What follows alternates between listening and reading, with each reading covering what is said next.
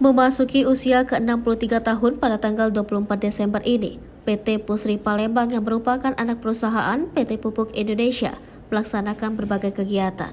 Salah satunya acara pemberian santunan dan doa bersama 1.500 anak yatim dan wisuda 112 tahfidz binaan Pusri di Gedung Serbaguna PT Pusri Palembang, Selasa 24 Desember 2022.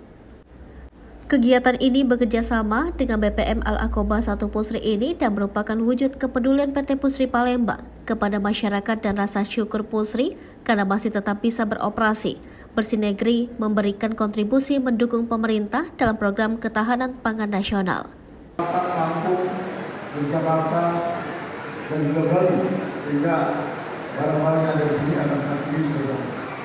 Mungkin ini yang bisa kami sampaikan. Sekali lagi terima kasih kepada Bapak sekalian, dan mari kita sama-sama berdoa memanjatkan kepada Allah SWT apa yang kita niatkan menjadi ijabah oleh Allah SWT. Dan kami atas nama Tuhan mohon maaf sebesar-besarnya apabila dalam penerimaan acara ini banyak kekurangan, baik ucapan mohon maaf yang sebesar-besarnya.